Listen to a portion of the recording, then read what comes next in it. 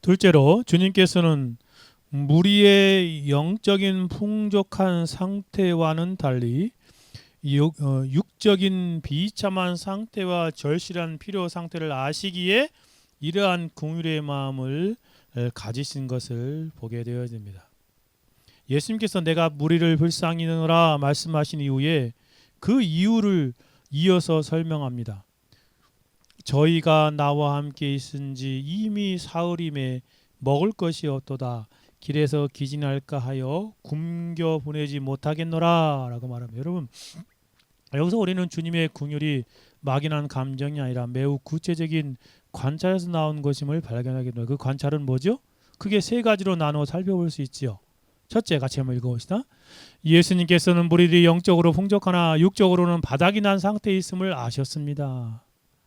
여러분, 마치 사흘 밤낮 물 위에 떠 있는 배처럼 이 무리는 세상 다투를 다 끊어버리고 오직 주님의 말씀을 듣고자 모여 있었습니다. 그 말씀 위에 떠 있는 모습과 같은 것이지요. 자신들이 가지고 온 양식은 이미 동이 났습니다. 말씀을 통한 갈망은 조금도 줄어들지 않는 모습이었습니다. 메테올리는 이 모습을 이렇게 표현하더라고요. 무리들이 평일에 그리스도의 말씀을 청종하려고 자신의 직업을 버린 것이나 그와 함께 있으려고 큰 고통을 견딘 것은 그들의 열심과 또한 그들이 그리스도와 그의 말씀에 대한 강한 애착이 있음을 보여주는 좋은 본보기였습니다. 라고 그렇게 표현하더라고요. 참 하나님 앞에서 주의 말씀을 사모하고 3일 동안 예수님의 말씀을 듣고 모여있는 그 무리들 한번 생각해 보십시오. 강한 말씀에 대한 애착이 표현되고 있지요. 그러나 이 메투엘리는 더 나아가서 이러한 모습과 비교하며 자신의 시대에 있는 성도들 도전하는 메시지를 이렇게 전하고 있습니다. 그것이 뭐냐면 이것입니다. 메투엘리가 도전하지요. 우리는 공적 예배, 공예배 의식에 주일 예배 공예배라고 말합니다. 공예배 의식에 3시간 참여하는 것을 너무 많은 시간을 하고 생각합니다. 메틀리의 시대는 한번 예배 드리면 3시간씩 했나 봐요. 많은 시간을 생각합니다. 그러나 이 무리들은 3일 동안 함께 있었지만 코웃음 치거나 피곤하다라고 말하지 않았습니다. 제가 이 본문을 읽으면서 참 청교도들은 역시 3시간씩 예배를 드렸나. 실제로 그랬어요. 여러분, 우리의 모습은 어떻습니까? 무리의 3일, 메텔리의 시대의 3시간. 근데 우리는 한두 시간 남짓한 예배도 시계를 힐끔힐끔 쳐다보는 우리의 모습은 어떤 모습입니까? 사흘을 굶으면서도 자리를 뜨지 않았던 이 무리의 모습을 나란히 비교해 놓고 생각해 볼 때 우리는 얼마나 부끄럽습니까? 하나님 앞에서요. 그런데 여러분, 본문에 등장하는 무리의 모습은 오늘날 우리 시대의 팽배한 기복주의적인 신앙과 정면으로 배치됩니다. 영혼이 잘된 같이 범사가 잘된다는 진리를 뒤집어 물질과 형통을 목적으로 삼고 신앙을 그 수단으로 전락시키는 거짓 복음이 판을 치는 그런 시대이지 않습니까? 그러나 본문의 무리들은 정반대였습니다. 3일 동안 예수님 말씀을 듣고 자기 가져온 도시락 다 먹었겠죠. 굶주리고 있었을 것입니다. 그들은 하나님의 말씀이 먼저였고 그럼에도 불구하고 육신의 필요는 그 다음이었습니다. 기복주의 정신은 정말 이 시대의 큰 해악 가운데 하나입니다. 여러분, 이 기복주의 정신은 사도의 행전의 사도들의 고백과 얼마나 다릅니까? 사도들이 성전 미문에 앉아있는 그러한 안진뱅이를 향하여 뭐라고 말하는가 한번 들어보십시오. 베드로가 안진뱅이를 향하여 뭐라고 말합니까? 사도행전 3장 6절 베드로 가로되 은과 금은 내게 없거니와 내게 있는 것으로 내게 주노니 곧 나사렛 예수 그리스도의 이름으로 걸어라 하라. 여러분, 베드로는 안진뱅이에 뭐라고 말해요? 은과 금은 내게 없거니와. 참 이상한 시대가 되어버렸어요. 은과 금이 아니라 예수 그리스도의 이름을 그들에게 주었습니다. 그들에게는 은과 금이 없었습니다. 그가 가진 참된 보화는 물질이 아니라 그리스도 자신이었습니다. 여러분, 오늘날 교회가 마치 이 순서를 뒤집어 놓고 있는 것 같지요. 어떤 목사님이 글들하고 설교하다 이 본문을 가지고 오늘날은 그런데요. 예수 그리스도의 이름은 없지만 은과 금으로 이렇게 말한다는 거예요. 제가 잘 아는 목사님이에요. 목사님 그러더라고요. 설교할 때. 실제로 많은 목사님들 앞에서 예수 그리스도의 이름은 없는 교회, 그러나 은과 금은 많은 교회. 마치 그러는 것 같아요. 오늘날 교회들이 예수 그리스도의 이름은 없거니와 은과 금으로 일어나 걸어라 라고 외치고 있는 것 같은 이상한 교회들이다. 중세의 수도원 그런 교회들과 마찬가지고 중세 그런 천주교 모습과 마찬가지죠. 종교개혁이 500년도 좀 얼마 지나놨는데 우리 한국 교회도 그렇지 않는가 싶습니다. 예수 그리스도가 없는 교회는 세상의 모든 것이 가득 차 있어도 참된 교회라고 말할 수 없습니다. 가짜 교회, 거짓된 교회이지요. 우리는 속지 말아야 합니다.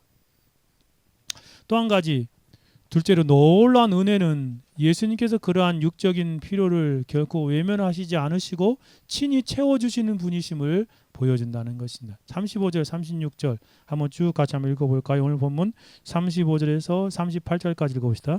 예수께서 무리에게 명하사 땅에 감게 하시고 떡 7개와 그 성산을 가지고 즉사하시고 떼어 제자들에게 주시니 제자들이 무리에게 주매 다 배불리 먹고 남은 조각을 7강줄에 차게 거두었으니 먹는 자는 여자와 어린아이 외에 4,000명이었더라 라고 그렇게 기록하고 있습니다. 주님은 3일 동안 풍성히 말씀을 전하고 듣게 하셨습니다. 근데 말씀만 풍성해 주신 것이 아니라 육신의 필요까지 넘치도록 채워주시는 분이셨습니다. 그래서 남은 조각 7강줄이었다라고 말하죠. 주님의 공급이 결코 정말 겨우겨우 찔끔찔끔 아슬아슬하는 것이 아니라 넘치는 은혜였음을 우리 가운데 보여주고 있지 않습니까? 그들이 다 배불리 먹고 남은 것이 그 7강줄이 될 정도라고 말합니다. 출애굽기 16장 35절에서도 사람이 사는 땅에 이르기까지 이스라엘 자손이 40년 동안 만나를 먹었으니 곧 가나안 땅 적견에 이르기까지 그들이 만나를 먹었더라. 20만 명이 되는 사람들이 60만 3,550명이 남자 여자까지 다 합치면 아들까지 다 합치면 20만 명일 텐데 그들이 40년 동안 굶주리지 않고 만나를 먹었더라고 말하지 않습니까? 광야 40년 하나님은 단 하루도 만나를 거르지 않으셨습니다. 이것은 우연이 아니라 하나님의 신실하고 풍성한 은혜입니다. 자신의 백성들을 향한 긍휼의 풍성한 하나님의 성품을 보여주고 있지 않습니까? 또한 그리 시내가에서 까마르를 통해서 엘리야를 먹이신 것처럼 하나님은 자기 백성의 일용할 양식을 결코 잊지 않으십니다. 마치 부모가 어린 자녀의 삼시세끼를 때마다 정성껏 챙기고 자녀가 성인이 된 후에도 보이지 않는 곳은 늘 마음을 쓰며 애가 밥을 먹고 있나 라고 생각하는 것처럼 삶의 필요를 빈틈없이 공급하여 주시는 분이 바로 하나님이시지 않습니까? 우리가 예수님이 가지고 주기도문에서도 표현한 것처럼 일용할 양식을 주옵소서라고 말씀하시는데 주님께는 일용할 양식을 풍족히 채워주시는 하나님이십니다. 마태복음 6장 25절 26절 같이 읽어볼까요? 그러므로 내가 너에게 이르노니 목숨을 위하여 무엇을 먹을까 무엇을 마실까 몸을 위하여 무엇을 입을까 염려하지 말라. 목숨이 음식보다 중요하지 아니하며 몸이 의복보다 중요하지 아니하냐. 공중의 새를 보라. 심지도 않고 거두지도 않고 창고에 모아두지 아니하되 너희 하늘 아버지께 기르시나니 너희는 이것들보다 귀하지 아니하냐. 여러분, 주님의 말씀처럼 공중의 새 한 마리도 잊지 않으시고 먹이시는 하나님이 하물며 그의 자녀들인 하나님의 백성들이요 하나님의 자녀들을 우리를 잊으시겠습니까? 그분은 풍성히 일어날 것들을 공급하시는 하나님이십니다. 세 번째로 예수님께서는 무리들이 앞으로 걸어갈 길, 곧 아직 일어나지 않은 미래의 위험까지도 미리 내다보시고 공의를 베풀어 주시는 분이십니다. 본문에 이어서 말씀하십니다. 오늘 본문에 보니까 예수님께서 이렇게 말씀하잖아요. 길에서 기진할까 하여 굶겨 보내지 못하겠노라. 32절 마지막으로 그랬죠. 사흘이면 먹을 것이 없다. 길에서 기진할까 하여 굶겨 보내지 못하겠노라 라고 말씀하십니다. 여기서 기진하다라는 힘이 풀어서 극도로 피곤한 상태를 말하는 것입니다. 종합주석에서는 이것을 이렇게 설명합니다. 헬라어 성경에서 여기에 쓰인 단어가 있는데 그 메포데라는 단어입니다. 메포테. 혹시 뭐뭐하지 않을까라는 뜻입니다.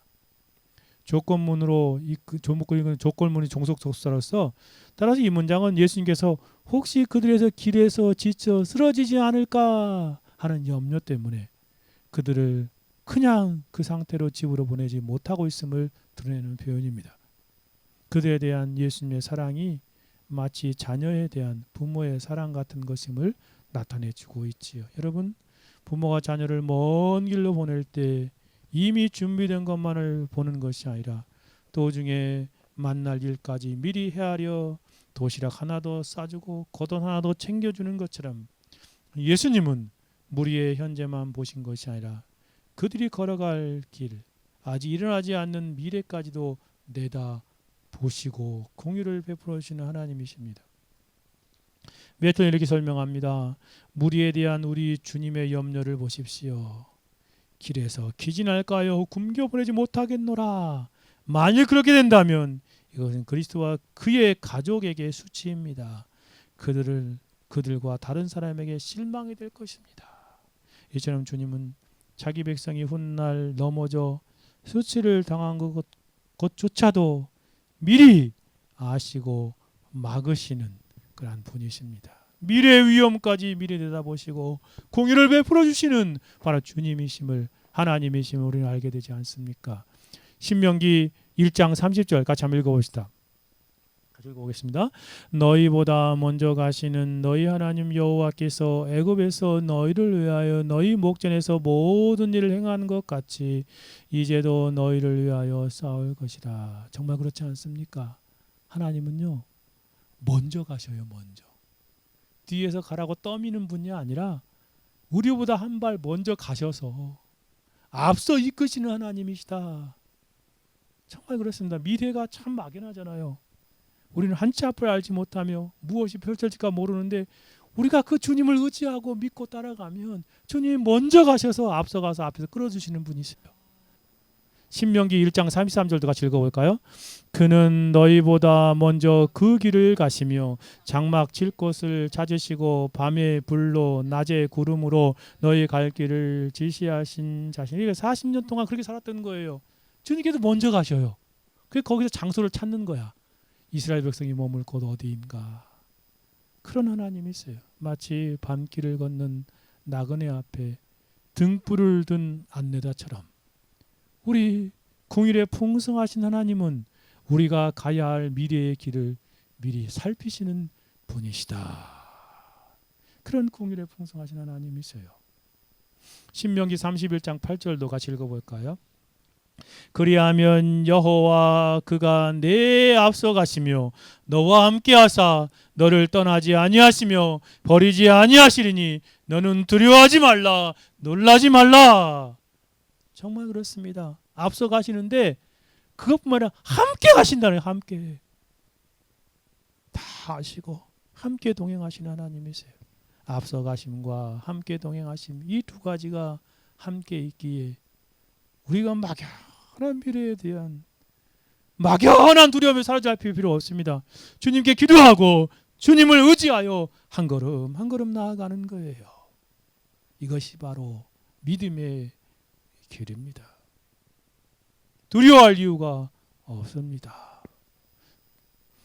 창세기 22장에 보면 그 하나님께서 갑자기 이삭을 드리라고 그러잖아요. 모리아 땅으로 가가지고. 근데 아브라함은 그대로 주님 말씀 믿고 따라갔지요. 데리고 간 거예요. 그때 이제